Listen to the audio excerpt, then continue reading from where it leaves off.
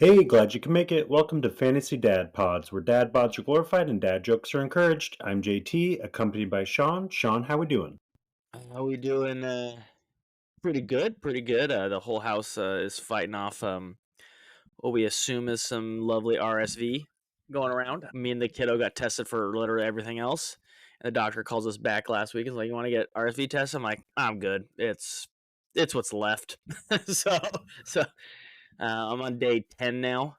We're here. Apologize if I cough later this podcast into the mic, but we're on the out. My son finally went after 10 days, or I mean, not the weekend didn't count, but like 10 non-business days, like total days of not going to hmm his taekwondo class, and he finally was able to go today without coughing everywhere. So we're starting to get some semblance back of normal. But we were texting JT last week, and so everybody else knows. We're like, let's try to, let's sit at about like 75%, health for 7 days, and you're like, oh, I had this too, and I just sat there for a week, and I'm like, oh, this isn't a pep talk I wanted.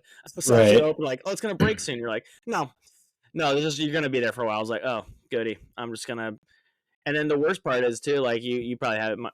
My kids are small enough that they still have the cameras on them and stuff at night and everything, and so we got to listen to the kids just cough into the baby monitors hmm all night, and it Right. keeps us up. So it's like a double-edged sword. So if one of them are sick, we don't sleep. So that comes as I slept on the floor in my son's room last night because he was crying and upset and he was coughing. So the youngest. So that's what's so like I can't even sleep to get over this fest because I sleep on the floor. Um, yeah, that's my life. That's what that's what we've been doing. How about you, JT? Oh, yeah, good. Yeah, I was like, man, I like randomly, I have to clear my throat still. Like it took forever to kick. It's just like agony. I felt 90% normal, pretty, after a week or so, but it was just like, it was just there. It was just like hanging, like kind of Yeah, stuffed I up think my wife's mucusy. on So 2 weeks, and she's she did a 5K where in the whole house the house had to stay home because we were still like just out of it, and she was like, I think I'm 100% now. We're yeah, like 15 days on, and I'm like, oh, okay, this is what I have to look forward to. So yeah, yep, no bueno. Um, let's see. We got our final basketball game this weekend. We had a really played a really good team last week, and I was just telling guys, it's just like got to out hustle them.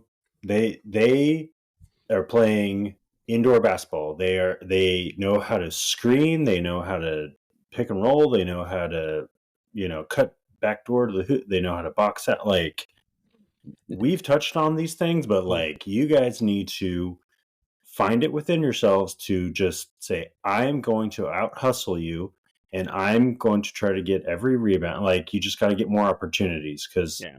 like, let's just be honest. You can tell they played together before. I was It's gonna ask. I was gonna ask. Is it a chemistry thing and a talent thing? Like individually they're talented and it's a teamwork thing. Oh, yeah, that's a hard combo.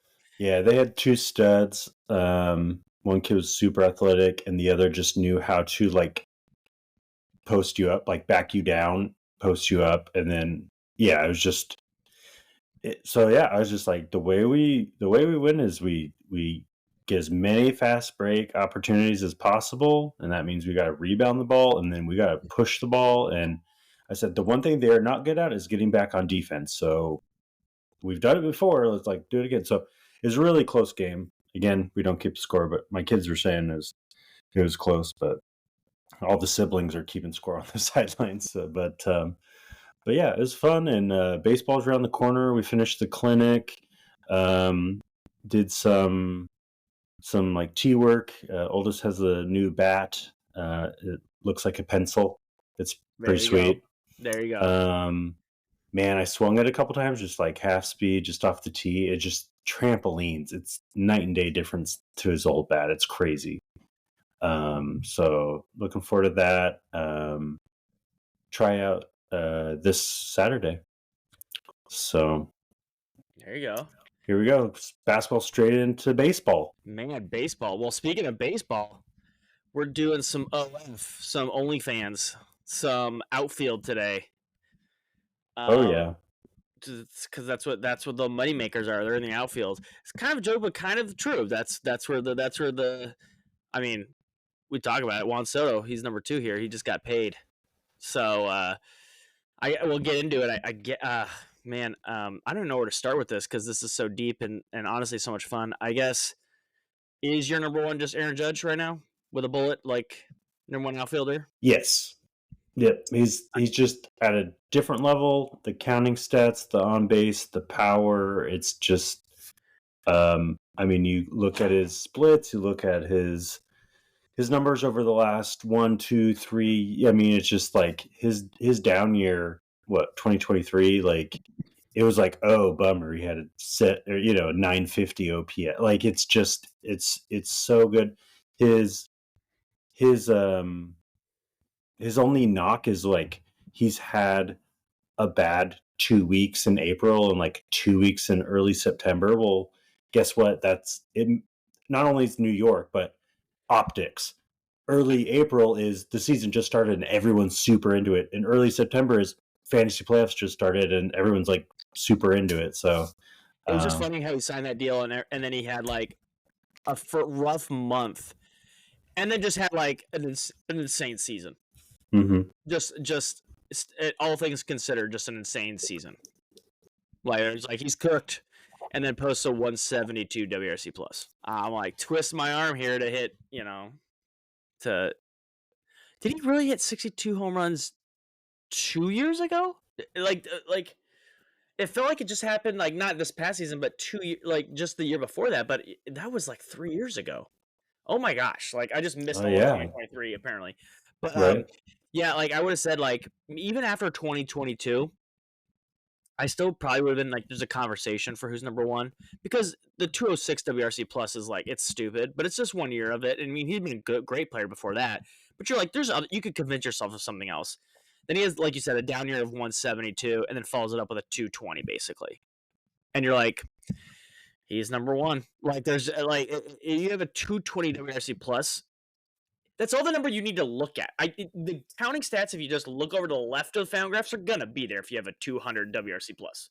Mm-hmm. I don't care what they are. Mm-hmm. You look at that, you're like, okay, it is what it is over there. Like it's gonna be good if you're twice as good as the average as a replacement level baseball player or an average baseball player. You're twice as good. It's gonna be disgusting over there. So and 144 RBIs is disgusting. So there you go. Like he's number 1. Yeah, his down year was a 170 WRC plus. That's just like the dumbest thing ever. Then the real debate, the real fun of this starts. I think honestly, if I'm looking at the draft, all things considered, I'd probably say the next player I'm probably taking is Mookie Betts, but that's because of the infield eligibility. Maybe not because he's outfield. If he's outfield only, that's a different conversation. But my next with the bullet is Mookie Betts. Not because I'm maybe better than Tucker or Juan Soto, but if I could play him at second base, that's really nice. I can get a Mookie Betts at second base is nice. But outfield solely, I've always been a big Kyle Tucker stan, gonna be honest. Mm-hmm. Right here they have Juan Soto and Kyle Tucker next to each other, basically. I kind of throw Kyle Tucker above Juan Soto, but again, you're splitting hairs, like little definition of splitting a hair in two. You twist my arm, I'll take Juan Soto. You know what I mean? Like, but do you have Kyle Tucker over Juan Soto, or do you have Juan Soto above him? And I think that's more of a style preference, to be honest, between Juan Soto and Kyle Tucker. But my style leans more Kyle Tucker. Well, yeah. Historically speaking, up until last year, Kyle Tucker was the no batting gloves guy. And then last year he was just like, oh, let me put on some batting gloves. It's a contract. It's almost a contract year. So let's get it. And then put the gloves, ball off the shin. Shin injury. I know. Boom. I still probably lean Juan Soto. I think the Pete Alonso acquisition by the Mets really kind of cemented, okay, he's got lineup protection. And yeah, not a fan of the Soto shuffle, just personally. But from just fantasy standpoint, it's hard to argue with, just as his on base is just going to be ridiculous. Yeah. I was going to be like, JP with the bullet's going to be the walks with Juan Soto. I knew that's where you're going to go with it. Yeah, it's just, it's such a floor. I mean, his power has developed, and It's just there's going to be counting stats scored. Nothing to take away Kyle Tucker. I mean, like I'm okay if you're saying in the same tier or what have you. It's just it's just Kyle Tucker. It's just a different situation in the Cubs, but I feel like he's going to be just as good. It's just we think Kyle Tucker's ceiling could compete with Juan Soto, but we've seen Soto and what he can do, and it's just like I'm trying to take probably a little bit more of the sure thing, or in terms of just like all the plethora of outcomes. What's the mode? What's going to be the most likely? I think it's going to be a little bit better than Tucker could offer. Maybe 6 out of 10 times. So I think the difference for me, because I was like, we both like sort of similar players. We're big on base guys, but I was like, you're always a little bit more than me. So I was like, if coming up to it, because we always agree on most things, but I was like, JT's probably going to pick Soto and I'll probably pick Tucker. That's a slight difference. My side is like, I'll gamble on the Tucker because I think all things considered, they both have a 95 percentile season. Basically, they play 157 games, and mm-hmm. they're 95 percentile. I think Kyle Tucker would be more valuable because he does one thing that Juan Soto doesn't, and it's the 30-30 potential. Juan Soto's never going to get close to 30 stolen bases. They're both going to hit 30 home runs. Juan Soto can hit more, you know what I mean, like 38 probably, but he's going to steal 5 bases versus 30. And Juan Soto's going to walk a lot more, get over 100 walks. Kyle Tucker is going to get 80 in a 95% season. But the difference of 20 to 25 more stolen bases, it's a lot, especially up here when you're looking at something. But Kyle Tucker hasn't done it as much. You're right. Like he's only had like 2 real seasons of like that elite production, and Juan Soto just always does that. And Kyle Tucker kind of just gets hurt too. And I want to say that out there, but Kyle Tucker's like some of it's bad luck, but Juan Soto, again, ignoring 2020 season, 150 games played every single year. Yep. And he's not old. Like, they're neither of them are old, but so it's not a concern for him. But Kyle Tucker keeps getting these nagging injuries, and they're probably unlucky, but Juan Soto's not getting that. So I feel like, yeah, Juan Soto maybe a little there, but I go, if I think they're both 95 percentile, I just think the stolen bases are just going to be such a gap that it's going to make it. But totally get it either way. Don't care either way who I get. Juan Soto, Kyle Tucker, twist my arm. After that, those two I think are in their own category. I feel like those two are kind of like, if you told me one of those two was in the MVP or won the MVP, I'd be like, okay, like that's where they're at. That's Aaron Judge is like probably the favorite for MVP, but if you told me like Juan Soto or Kyle Tucker dethroned him, I'd be like, okay, like that's fine. After that, I'm like, I'd be a little shocked, but that's where my tier breaks. We don't have to go into Mookie Betts because, again, we're going to throw him probably in the infield because you're probably not having him in your outfield. Right. He slots in about here, which I feel's about fine. You could kind of arbitrary move him, slide the bar. I wouldn't say move him up into the Kyle Tucker Juan Soto range, but down here with some of these guys, that's fine. But we'll probably just skip over Mookie for this thing. But if you play him in the outfield, that's totally fine too. They have, I don't know what you stop me with, Tatis, Corbin Carroll, Yordan Alvarez, Julio, Jackson Churros. I probably have I mean, for me, Tatis and Carroll are a mini tier. That man, if Corbin Carroll just didn't have as bad of a start last year, I'd be 100% there. But it was just such a bad start, and he did come back like a bat out of hell at the end, second half, and he did like basically nullify that. But it was such as like, okay, this is your second full season, and it was such a bad start. But yeah, I think you don't throw Yordan in there. Oh, I guess health is a big thing with Yordan. He already has a leg injury. I don't know if you guys have seen that. But yeah, my issue with Yordan, anytime you get rid of a Kyle Tucker, your team's around you is going to get worse. I love their moves. I love Paredes. I think he's going to fit well in that stadium. That short portion left's going to benefit him. We love Christian Walker on this podcast. They're not Kyle Tucker. So his supporting cast got a lot worse. Bregman's not there. Say what you want about Bregman. Bregman's not there. So I think his counting stats are going to get worse. So now that I'm talking out loud, I probably agree with you. Tatis and Corbin Carroll probably in a tier of their own. We don't have to go into it. Corbin Carroll's like one of the best base stealers, the second best base stealer, I believe, in baseball, behind Bobby Witt. But and Tatis is just good at everything, pretty much, right? Yeah, when healthy, it's he's the man. He's legit, too legit to quit. So and he's not going to quit. I would say we talked about it. Judge the MVP guys we talked about, and Mookie Betts, you can throw him in there too. No questions about it. I think down here we're talking like elite guys, but there is like question. Tatis hasn't always been healthy. Post steroids, the numbers haven't been as good as before. Corbin Carroll again, rough first half. Jordan Health, Julio Rodriguez again, rough first half last year. Jackson Chourio, really young, and these are nitpicking things. Again, twist Right. my arms to taking these guys, but there are blemishes versus the other tiers. So, other than that, then we go down to Jordan, Julio, Churios. That's probably the tier. Actually probably just have it Jordan and Julio. Jackson Chiro, I really like him. Just he's so raw, young. He's played 148 games. You know what I mean? Like, love it. Does it again, love it. But I can't have him in a tier with Jordan and Julio, who have at least 3 years of a track record of. And Julio's gone 2020 every single year. He's done it 3 years in a row. Like Jackson just had. It's not a knock on him. He just has to do it again to be in this tier. Right. Probably one more year, and he's in this tier pretty solidly. I see Judge and I see Alvarez, and it's kind of like, okay, if you're taking those types of guys, you're going to need to get your steals probably out of your infield, where everyone else around him in this, first 10 outfielders, you're going to get your steals so you could go for a power bat in your infield. It just kind of yin yang, just kind of depend on where you're drafting, how many teams are you at the turn, or are you in the middle, like what's your opportunity. So it's really just kind of how your team's going to build and what you're willing to take. There is a give and a take to it.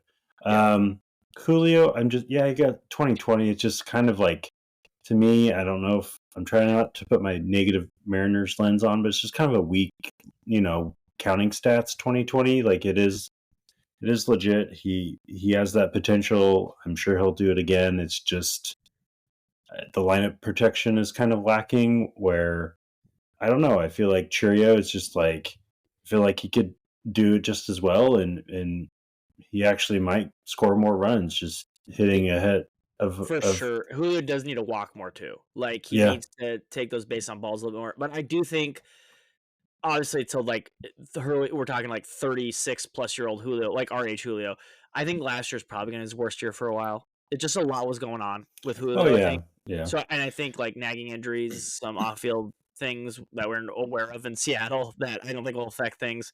I think that was gonna be his worst year, and that's why I kind of like. And you struggle, like we talked about Aaron Judge. You struggle to 170. You struggle to a 2024. Like you're Yeah. up here somewhere. So yeah, I just want Jackson Churros to just do it one more year, and then you're right. If Jackson Churros does that, I call him Cheerios. I add the S. Cheerio does that. He probably even leapfrogs Julio. Honestly, because you're right. The lineup, it's just in Seattle. It's just a lot of these guys around Churio, Duran, Merrill, they kind of have a similar profile, and you're just like, Merrill okay, that especially. was Oh that my was gosh, yeah. a great year. Do it again, like prove it. All three. Where Rodriguez is like, okay, I'm willing to count off that most recent one. All right, we've seen what you can do. Do it again. So it's kind of a similar vibe. It's just coming at it from a different way, but I think I think this will be a big year for them on whether they stay squarely within the top 10 outfielders, or that maybe they slip a little further in terms of, what the names we're seeing below, in terms of, hey, they have that potential.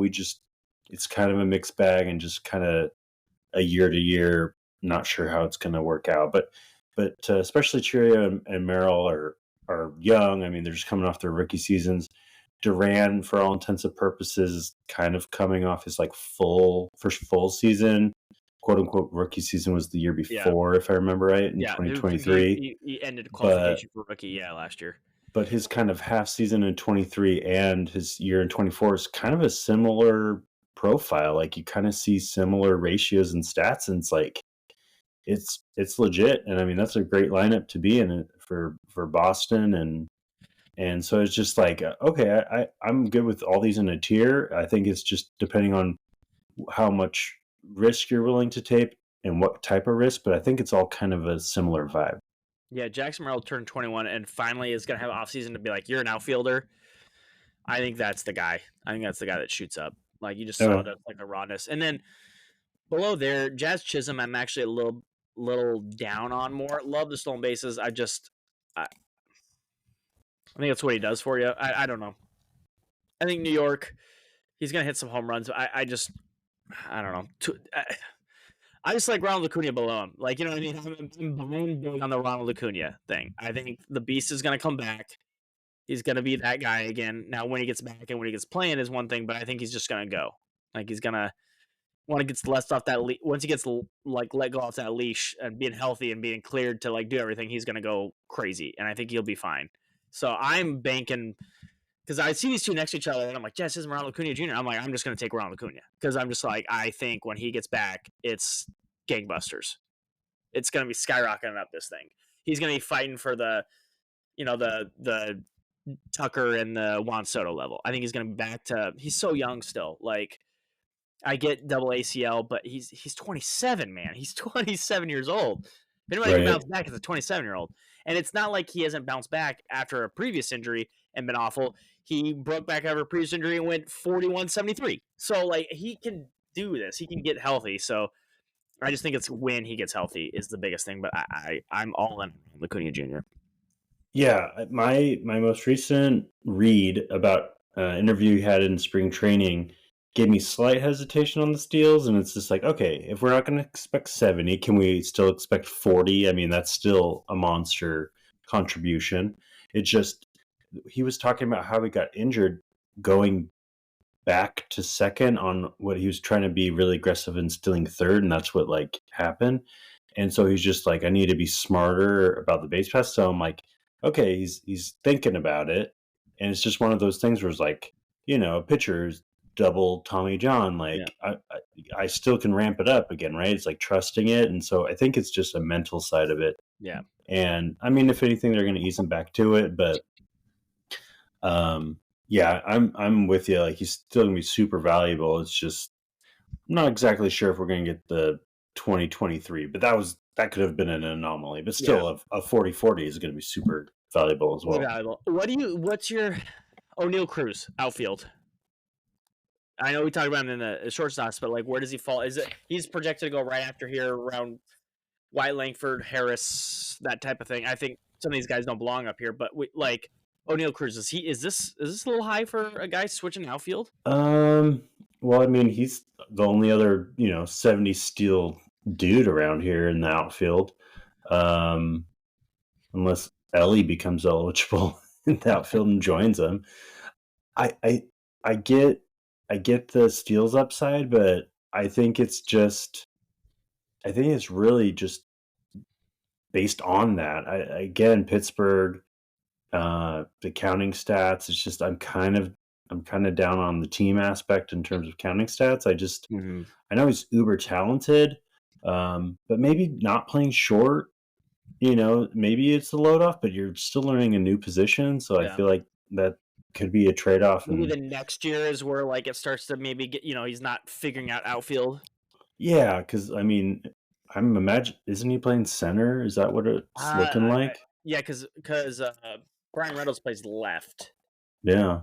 And then we're probably forgetting who I can't off the top of my head. Put him on the spot who the right fielder is for Pittsburgh, but Oh, Tommy. Oh, gross. I'm not going to say his name.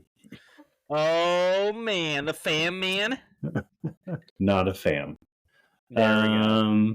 He's in Wow. Pittsburgh. Okay, I didn't know that. Oh, Yeah, do they have as of they have February in left 6th. field? Oh, they have Brian Reynolds in right field. Interesting. Yeah.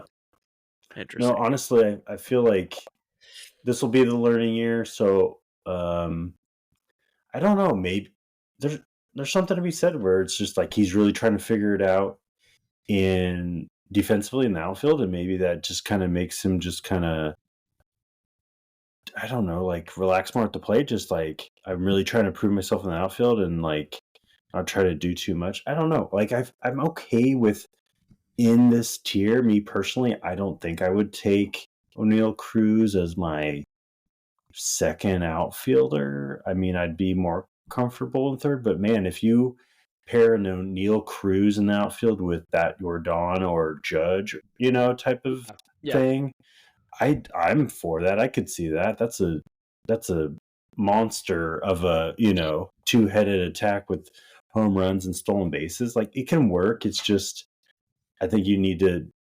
I feel like there's more upside around him. I feel like we kind of know what O'Neal Cruz is, but I would be more interested in seeing a bounce back out of Acuna Jr. or Yeah. see a healthy season out of Wyatt Langford, who's just right around here, or just like, I don't know. I feel like it's probably appropriate in a bigger sense of the tier. I just personally, I think I would gravitate towards someone else. So we could talk about that. I think after this, Michael Harris, Wyatt Langford, James Wood, I am down on all three of those. I don't like any of them here. I don't know if there's much better below, but I see Teoscar Hernandez, and you're telling me I'm going to hit 30 home runs for the Dodgers? I'm taking that over that. Simply end of discussion. Hitting 30 home runs with LA, I'm going to get you 100 RBIs. That's what I'm doing. I'm going to do that all day, twice on Sunday. Like, that is hugely valuable. I know what that's going to be. Mm-hmm. Now, he could get hurt, but anybody could get hurt. We just talked about Michael Harris. He could get hurt. But I also think sneakily Lawrence Butler, for the Athletics, going to play in a much smaller ballpark in Sacramento. Already had decent numbers in Oakland, and is going to play a much smaller ballpark. And Anthony Santander in Toronto as well. I really like those three versus all the kind of the young guys in the outfield there. Just because upside of Michael Harris, I mean, 15. I you know what I mean? I just doesn't walk a lot. You know what I mean? I just have never seen. We see flashes, but you look at the whole season and we're like, his best year is 18 and 20 with 25 walks. I'm just like, that's what we're. I'll again. That's the best case scenario. And he's going right after O'Neal Cruz. I'm like, I'm going to take Teoscar Hernandez, who's going to hit 33 bombs and have 100 RBIs. And by the way, he's stole 12 bases and walked 50 plus times. Like, I'm just going to do that. Like, because I know what my floor is there. Now, if I need stolen bases, we'll probably have another conversation. But, like, I know Anthony Santander is going to hit a bunch of dingers. And he's going to play with Toronto. And Toronto is just as, I mean, maybe not young offensively for Baltimore, but Toronto doesn't have slouches out there. You know what I mean? Like, they're still a good ballpark. That's still a good ballpark to hit in. So I'm like, he's going to hit me 35 plus home runs. And I talked about Lawrence Butler. I think Lawrence Butler hitting in a much smaller ballpark on top of that, playing a full season. I like the guy. I like Lawrence Butler's profile more than I like Wyatt Langford. And I think Wyatt Langford, for me, suffers from all the Rangers, all those young Rangers who got all that hype. And I was like, guys, they didn't do it in the minors either really that well, I didn't think. And then they're like, here we all go. And they did it for like 2 months and then won a World Series. And I was like, I need you to do it. And they all collapsed last year. I was like, kind of what I was asking. Kind of what I was saying. Like, why are we all buying into this? Like, it's real. So I just need you to do it, Wyatt Langford. I just need you to do it. And I need you to do it more than the three guys I just mentioned. Because I think those three guys right now are better players than you. Can you do it this year and show me that you're a better player than Teoscar Hernandez? Yeah. Yeah, I get where you're coming from. At least with the young guys, like the ones that have hurt. Now, if you need to I've been. Yeah, you're right. But I mean, there's a lot of opportunity for stolen. James Woods, is coming off his rookie season, and he showed out. Like Lawrence Butler, I got him as a free agent last year, and loved the outcome. Luis Robert Jr. is just like, I feel like it's just like a lesser version of the O'Neal Cruz situation, where it's he just just like needs to stay healthy. Like horrible, honestly. Yeah. In terms of just like a horrible lineup, it's just like a measly. I guess not. I shouldn't compare him to O'Neal Cruz. It's a lesser version of Julio Rodriguez. But even Brenton Doyle, like, give me that hitting in Colorado, like, sure. And even Reynolds kind of rounds out this kind of tier of just like they've all got 2020 potential. Other than Santander and Teoscar Hernandez, they're all like, those are two different profiles, but everyone else in this grouping that we've talked about is similar. I'm some guys I'm ready to get hurt again. Sometimes I'm ready to repeat what they've done. It's just like this is a nice just area to. You could even just you know double tap outfield and feel like really good about it, and then go address elsewhere. There's a lot of different styles of outfielder too, so it's kind of you pick what you need. Like we're talking all the way down here at like 26 outfielders. Brent Rooker, who's just hitting Hmm. 40 bombs and hitting 300. You know what I mean? Like you need that. You need home runs. So Kyle Schwarber at 24 had a 250 on average last year if you're in an average league and hit 40 bombs with 100 RBIs. Like, and Hmm. he's down here in like the mid 20s of outfielders. But like you were saying, JT, you need some stolen bases. You got Butler, you got Woods, you got some of these other guys over here. Oh, and just sneaking in at 29 if he's at all healthy. This Mike Trout guy, who while healthy is pretty good at baseball, I hear. So like there's so many potential for like Riley Green podcast. One of the podcast love him. Like sneakily like really really solid baseball player. Going to probably hit 30 home runs this season if he plays for a full season. Like Yeah, it's still only 24. yeah, Like that like blew me away. I was like, how old is Riley? Cody Bellinger playing a full season in New York. Like, you know what I mean? Like Seiya Suzuki, very, very solid as well. Like this tier I feel like is like gosh, I feel like almost 30 players deep because 20 players probably is a better accurate number, but and it's what you want. It's what you need and your team because there's so many things you can get here. And even if you go even later, like get down here, you could still get steals if you really need them later in outfield. Like that's where steals can be found late in the outfield. So I feel like that's the Oh yeah. position where like home runs, like that's why I feel like I've missed the boat for a number of years on Kyle Schwarber because I'm like, man, he's just not gonna do a whole lot for me in like an average league or even an on base league. He's gonna walk a ton, but his average is so low. It just does it. He better walk 130 times because his average is sub 200. So it's gonna we're gonna fight it. Like, Right. but like I just been slacking because I look at him like, oh, I'll pass him. Where I'm like, I can't. It's so hard to find 47 home runs.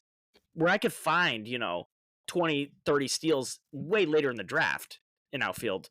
But getting those 40 to 50 home runs is super hard. And that's where his value comes from. He's like, guys, like hitting 40 home runs is really hard in baseball, and Kyle Schwarber does it for you. And he Oh walks yeah. 100 times. Like, that is crazy valuable. Again, obviously, if you're in an average league, let's think about it. But, like, and it's just hard to replace that. And I had to like come to my senses. Like it was 2 years ago and I hit 47. I was like, I have just not given Kyle Schwarber enough love. Like just of what maybe not roster him, but like I just brush over it. And I'm like, you can't keep doing that, Sean. There's stolen bases are easier to find later. Right. 50 home runs are not. Oh, absolutely. Because your worry is like the other Yep. shoe might drop, and Yep. like all of a sudden, if he doesn't have the power in the walks, like what is he? And I mean, he's there. It sounds like he's going to bat second and let Trey Turner lead off. I don't think that's really that big of a difference. Maybe a couple extra RBI and a couple less runs, but it's all going to It come out in the probably helps, wash. honestly. It probably does, it probably helps more than it hurts him because he's not clogging the base pass up. You know what I mean? Like, and someone's in front of Yeah, him running a little bit. So, and then a couple more RBIs during the course of it would, yeah, it probably just helps. Honestly, I don't yeah, know why he would be above Trey Turner in that situation. Yeah, let flip yeah. him. Yeah, I mean, you've touched on a ton of names. Like, feel good about a lot of these guys. I like Ian Happ. I feel like his Mhm. stock r- raises. I feel like the introduction of Kyle Tucker in that lineup, Ian Happ is a dog, and now all of a sudden he's got lineup protection with Kyle Tucker around him. We We'll talked about the see Cubs. if Like, the Cubs don't have any bad players, but now they have a superstar as well. yeah, 1 through 9, maybe 8, other than catcher. Like you have 8 major league hitters and a superstar. yeah. Um, and then I don't know. Are you ready to get hurt by Trout again? The It's just question is gonna weird. be it's gonna be one of those like an Arian Foster football season where he was bad for a couple years, and then someone's gonna be like auto draft him in round whatever he's going, and he's like I'm healthy, and you're like, what the f? Like you're like this guy who auto drafted is like, how is so and so in my league super good? I'm like, well, he auto drafted Mike Trout in round 7 or 8 or whatever he's going in here, and Right. he's hitting 40 home runs again and stealing 25 bases or something like that. Hitting 320. Like I just would be so scared to have somebody else get that. You know what I mean? Because every time he plays, he's like like 180 WRC plus. You're like, he just needs to be on the field, and it's Oh yeah. there. You see it, and you're just You like, he gets that healthy season. Honestly, how deep he's going, that's a game changer. Honestly, Oh yeah, you have an IL spot. That's you have a league with IL spots. Like it's nothing but upside with Trout. When he yeah, plays, he dominates, and if he's injured, you just stash him on the IL. yeah, It is what it is. Kind of like a Dodger pitcher. Um, but yeah, it's just like it's almost just it makes sense. Like the value's there, and if you're really wanting something to like tangibly latch onto, he's moving to right field, mm-hmm. and maybe that takes a little bit off. He doesn't, it's just like a little less wear and tear, a little less. He's not backing up on every single play, and he's not Yeah. reacting to the ball, nearly half the time or so. But I don't know. The eyes of the It's in the world are off cards, the team now. It's Otani's gone. He could kind of be like, I'm hurt, Trout. Just like leave me alone for a little bit, and right? like maybe. I'm just saying, like, there's gonna be one of these. It's gonna be one of these next couple of years where he's just gonna like, I'm healthy, Trout, and everyone's like, all the fantasy baseball community's like, what the heck? And you're gonna like see all these leagues get turned upside down because some guy's gonna get Trout in the 8th round, and you're like, MVP Trout showed up again. Yeah. But even after that, you're like, they're still like, even these guys are good baseball players. Like, they just, I mean, obviously you get down more, you get like questions, but like we're down here with Randy Rosarena, who's been 2020 for 4 years in a row now.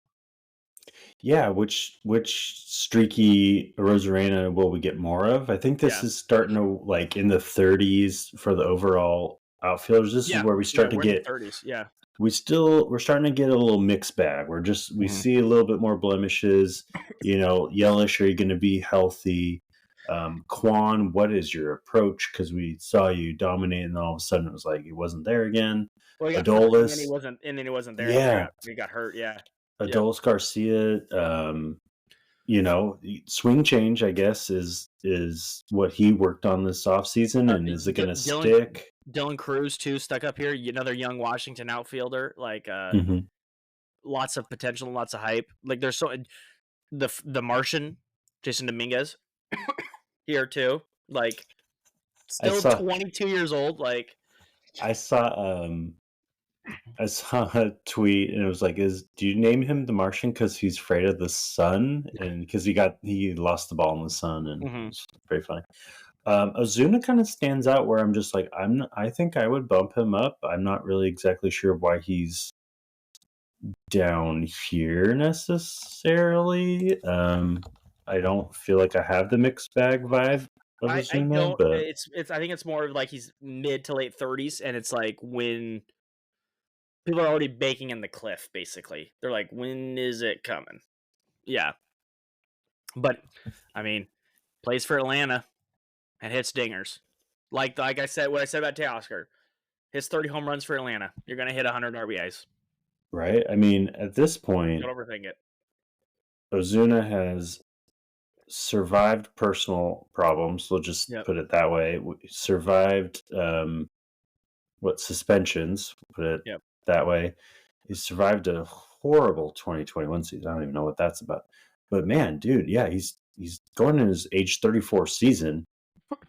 That's young. I mean, compared to us. But over the last 2 years, 79 home runs. Right around 190 runs He's plus 40 RBI home each runs, 100 season. RBIs. Yeah. Like I don't knock it till you don't see it. And I know we're only 2 games into spring training, but he's still looking pretty good. Yeah, I don't know. It just kind of stands out where I'm like, I feel like that's a really good value. Yeah. Down here amongst the rest, because I'm not a big fan of Nimmo. But others, the others have question marks where I'm just like, my only worry is with Zuna.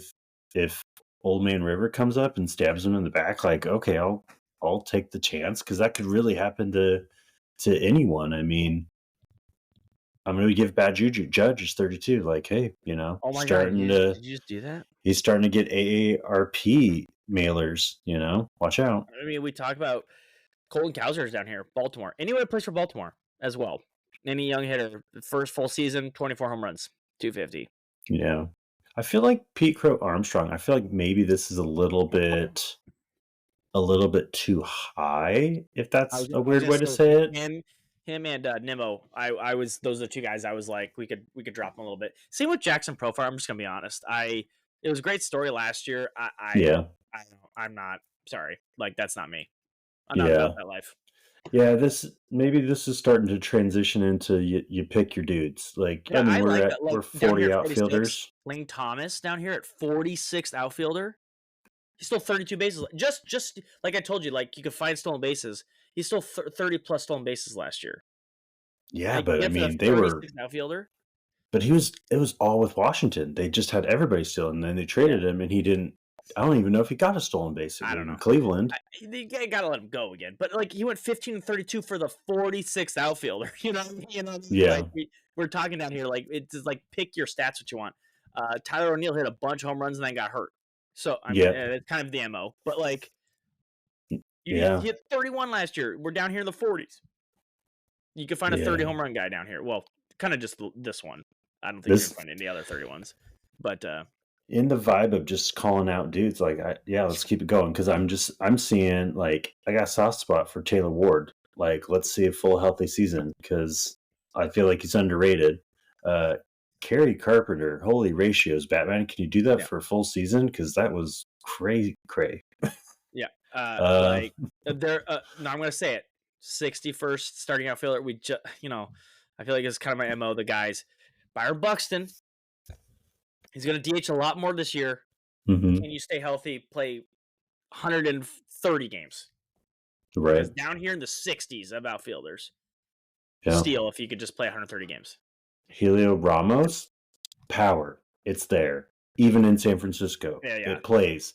Play discipline. This last year, we actually saw a very slight improvement. That was his only knock. That was his everything holding him back in the minors. It was plate discipline. We saw a little bit better, plate discipline this last year. Can he improve or at minimum sustain? But that power is going to play. And I mean, it's a tough ballpark, but they get to play Colorado more often than some other teams, and I think it all evens out. But he's still young, little post hype, kind of a fan there. Yeah. Um, Parker Meadows had really good ratios. Again, it's just the injury thing. We didn't really see a full string of like 2 months of at bats just of playing. He's a little dinged Yeah, up here and there. I would say another one down here too, just sneaky. We can go kind of pick.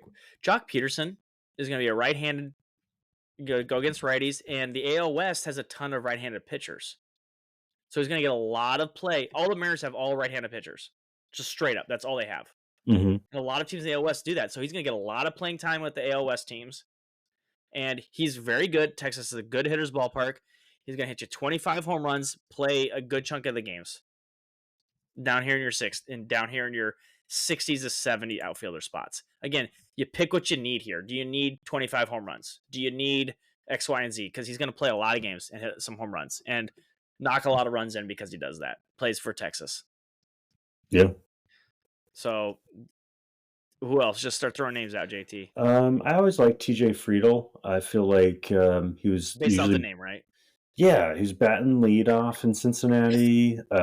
Last year, we'll see how it shakes out this year, but I feel like he's a 2020 guy and he's aggressive on the base paths and like strong side of platoon at minimum. I'm down. Ooh, Jung Hoo Lee. There's my KBO guy. I literally am clicked on him. But yeah. Yeah. You could go. You go ahead. That's kind of your guy. Contact line drive profile. To say he's fast is an understatement. His grandfather and his own like have very similar nicknames. Just like Yeah. runs with like the wind. Yes, Um, something like with the Winders. So I can't remember yeah. exactly what it is off the top of my head, but yeah. So he's going to be batting third for a Major League Baseball team. Let's put it that way. You are looking at the 64th ranked outfielder, and he's batting third in San That Francisco. the And Giants are just like the Cubs. Tons of good major league hitters. They just don't have the Mm-hmm. superstar that the Cubs do. But Yeah. yeah. hmm So there's gonna be So, people on base. All you're gonna do is if you want RBIs on both those teams, you just get hits. It doesn't matter what the hit is. Obviously, home runs would be the best. But if you're gonna hit a doubles for either of those teams, you're gonna get a bunch of RBIs because oh people yeah, will be on the base pass. yeah, yeah. I like the opportunity. I like the upside. Kind of a random injury kept him out the year. So it's not like he tried to like kind of battle through it. It just kind of ended the year, unfortunately. But like give him another shot at it. And super discounted, fair, reasonable, opportunity cost here. Is there anybody you're just like, what are we doing still? Um, yeah, I feel like we kind of passed it over, but like George Springer Yeah. Oh, yep. kind of Yep. comes to mind. hmm I'm just like, yeah, I don't know what we're really doing. I feel like I'm gonna take upside elsewhere. Like if he falls, by all means, like he's gonna be batting near the top of a really good lineup. But I mean, I don't know. Just like you look at this savant page on him, it's his age and injuries are starting to add up. It is what it is, and it's from a just a fan standpoint, it's sad, but from a fantasy standpoint, you just got to be fair about it and say, yeah, Yeah. okay, I'm just gonna look elsewhere. I'm the same with Loris Gurriel, ex Yep. teammate of his Okay. next to him. I'm just like, Yeah. it was what it was. Yeah. Made Like, some good times. yep. Yep. So, just trying to think of there anybody else Yeah. that I'm kind of like, Evan Carter is down here in the 60s. Like, let's give it a full yeah, run. See if he can be healthy. Why not? I did dog the Rangers guys, but if you're talking hype guy in the 60s, say less. Kind of I have a soft spot for Nolan Jones if he could just figure out a little bit more, Right. contact a little bit. Down here in the 60s as well. Yeah. But same thing. If you're just like he has a 90th or 80th percentile, it's gonna be like a massive steal down here because the talent's there. Just got to put it together. That's obviously a big part, but you got to put it together. Yeah. We passed over Solera. That could also be just like a super cheap available power. And if they get enough guys who are healthy, like Los Angeles could have a pretty decent lineup. And I mean, we figure he's good for 30 home runs. It's just, I don't know what the lineup for counting stats around him will be, but you know, Yeah, yeah. Lars Nootbaar, I feel like we haven't gotten a full run out of him. So I feel like, um, they would want to give him as much playing time as possible if he can stay healthy. It's like we saw we could do in the World Baseball Classic. Like he was like the darling, like unsung hero. Like so, I'm intrigued. One we're gonna go might shock you, JT. I think we could kind of bury where he's being drafted at is Christian Yelich. I think he needs to drop a lot farther down than 33rd. Sorry, Christian Yelich. Okay. You need to be down here in the Springer range, I believe. Because what is he going 33rd overall in outfielders? I don't know, man. I think how old is he now? 33. Yeah, 33. We're on the down end now, and I just feel like if you got him later and you thought some upside and you need a nice little couple things, that's fine. But just like we're talking about Ian Happ that we like a lot more, things like that. I'm just like I'd roll the dice on Dylan Cruz probably more than him, depending on what my other draft looks like, things like that. So Ozuna, we just talked about it, like things like that. Yeah. He's going in the I range. He's going above Ozuna, and I'm like, no, no. yeah. I feel like maybe he would deserve to slide a little bit, but back surgery. I'm kind of like, okay, you can point to something, why he missed time, what's going on, and He's like never get better though. Like no, that's the that's the thing. only thing. I don't know how if he's going to start Yeah. the season in April or May, or if it's going to be lingering, if he's going to be in and out of the lineup. Kind of goes Like, against my Mike Trout point, but still, like you know what I mean. but you're Like definitively yeah, coming back. Like right now, yeah, Mike Trout isn't day to day. Yelich is day to day. So it's yeah. just kind of it's a little bit different of a like lead into the spring training. And I would Um, I root for Christian Yelich, but love the player. But I sure, just fantasy wise, I don't. I would probably not gonna have any more stock in Christian Yelich. I'd be yeah, shocked that's if they fair. ever do, especially in this range. Yeah. Um, Getting back to it, I don't know. I just starting to see value, find it. I don't think I believe in Conforto anymore. I know he's a Nope. Dodger. I'm just kind of out. Yeah, Jock Peterson's down here is way too low. It's I more mean, of his like anybody, how much you gonna play for the Dodgers? right. You told me you're gonna play 150 games again. I'll sign me up. Just for that reason. Not really you, but like a major league bat, a live major league quality bat in that lineup is gonna do some damage just because you're gonna do some damage. But like that's really the only saving thing here, I think, for him. We're getting pretty deep down here. Just trying to see. Yeah, I mean, there's two guys like right next to each other here. Where'd they go? 72, 73. Garrett Mitchell versus Matt Wallner. Garrett Mitchell out.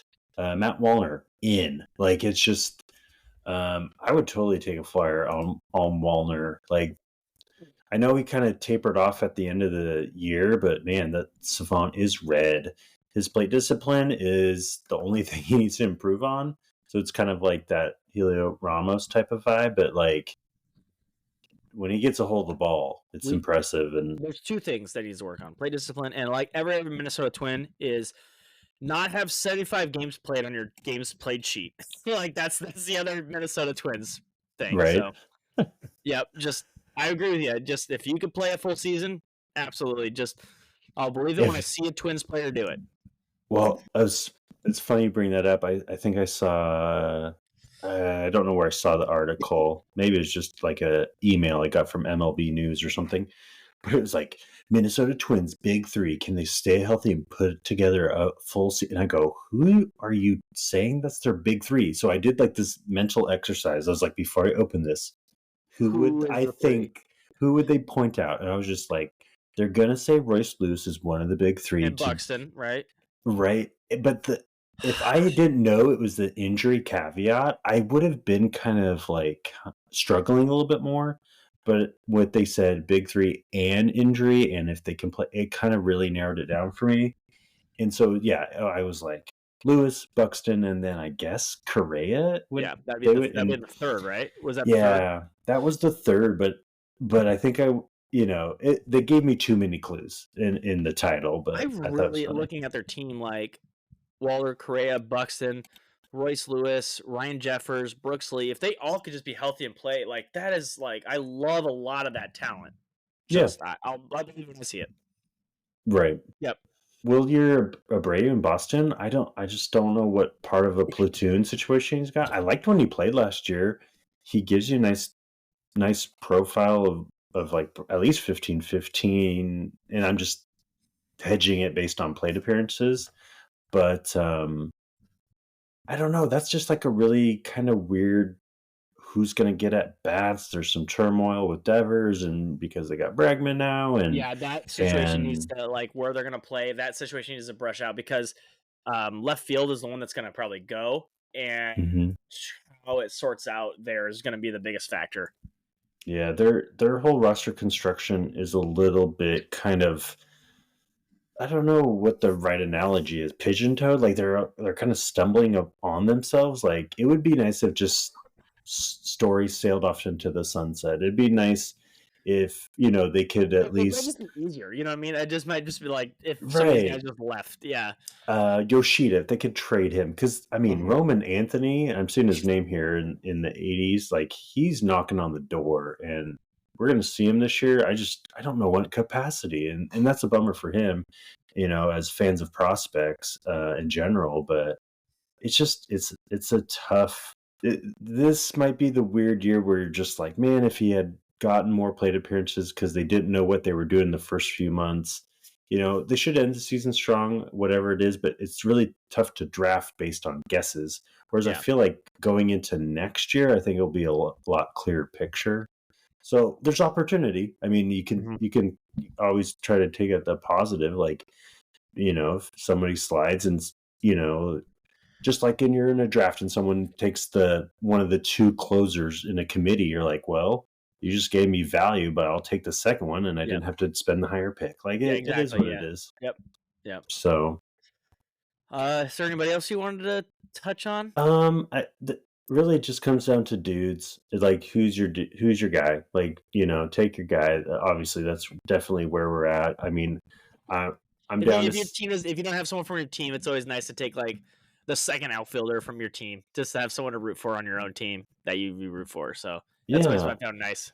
I kind of want to see what Morel does in Tampa Bay. I feel like he's going to hit the hard lineup. It's always like a little bonus, but the lineup's pretty poor. Yeah, Um, I need to see more from him too. But yeah, yeah, Marsh is always like kind of like I feel like he's a better real life player than fantasy.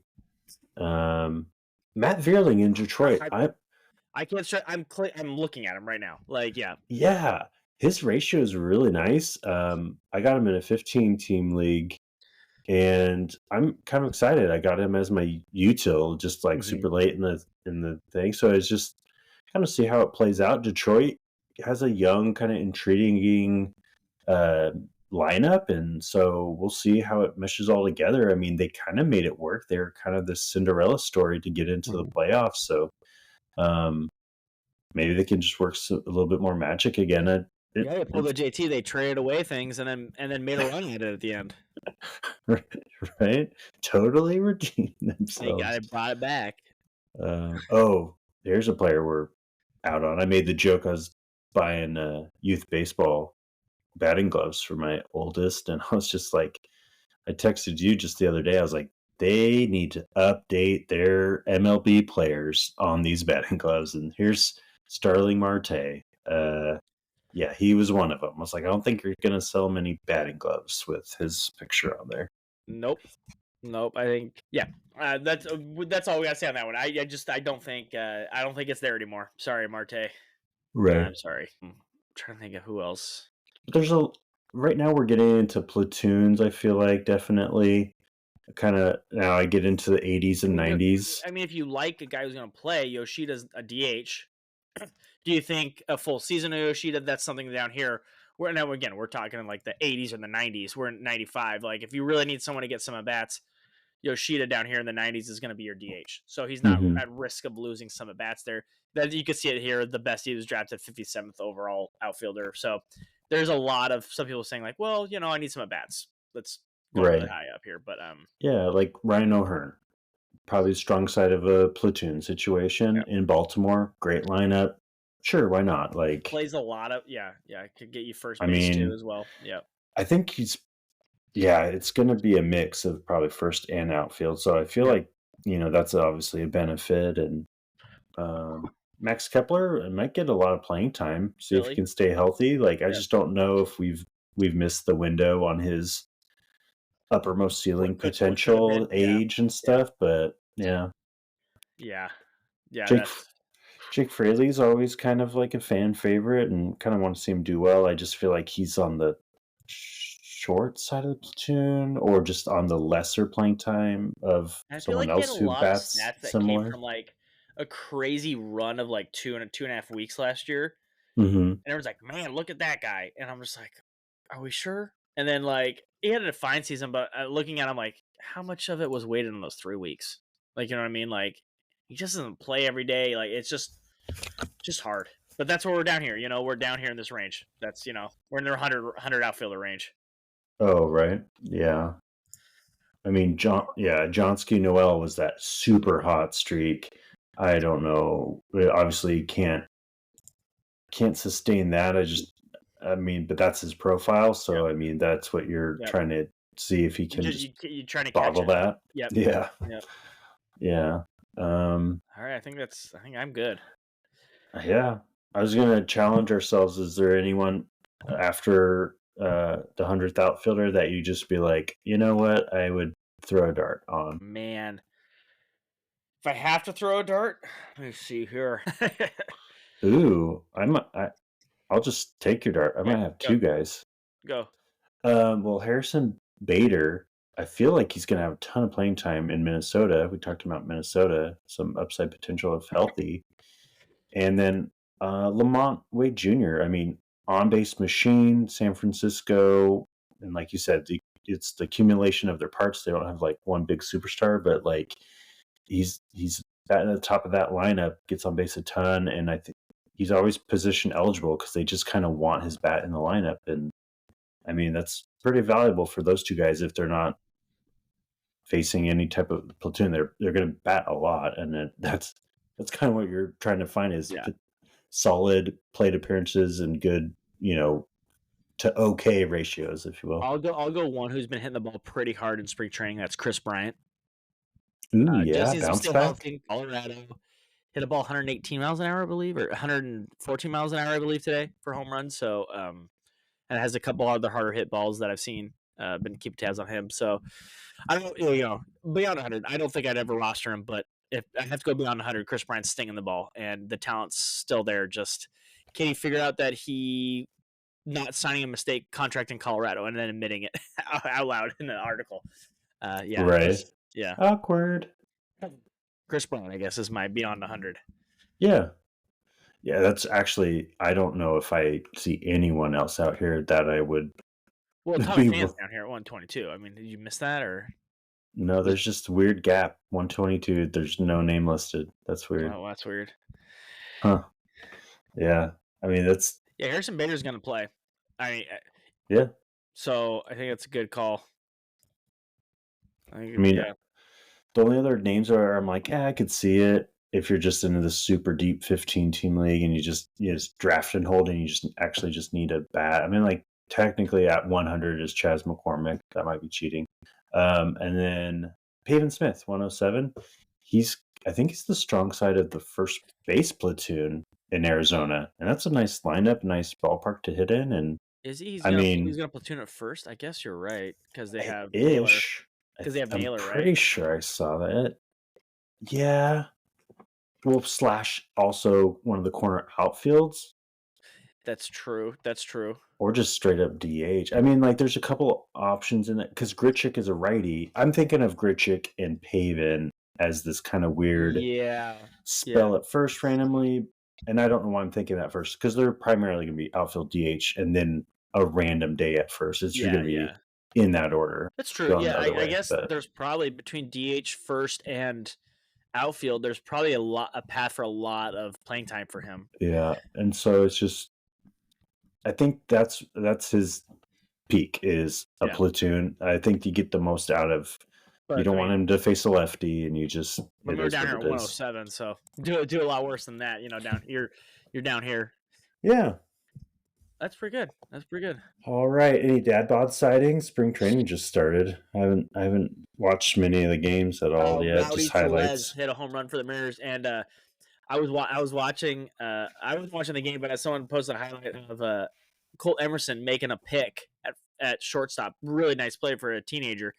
Throws it, and everyone's like, "Man, who's that at first who picked it for the Mariners?" I'm like, if you don't know Rowdy Tellez's body by now. I've been watching baseball. I was like, that's clearly Rowdy, like at first base. So, like, it's just, I'm like, they're like, who is that? I'm like, come on. It took me like half a second to know who that was. Right. I didn't even know he was playing that day. I was like, that's Rowdy Tellez. Like right there. Come on. Respect the game. Oh, yeah. That's good vibes. That's good stuff. Cool. All right. That was outfield. That was a lot quicker than I thought, but man, I feel good about a lot. There's a lot of potential in the outfield. There's a lot. Where the next week's where we're gonna get a little. We're gonna go deep. We're gonna have some fun next week, and that's. I think it's the podcast like NO. We're big pitchers here. Podcast, so we're gonna be going to 150 probably next week. Oh, got it. Yeah. Oh yeah. Calling it now. 150. Gots to. Cool. All right. So he's Sean. I'm JT. You can find us on Twitter. Tweet us at Fantasy Dad Pods. Let us know what you think of our outfield takes. Anyone higher or lower that you're on, let us know. Otherwise, let's do pitchers next week. Spring training started. Baseball is here. It's beautiful. Weather's clearing up around here. I'm super excited about that. Otherwise, we thank you for joining us. We appreciate you listening. Take care, be well, and until next time, see ya. See ya.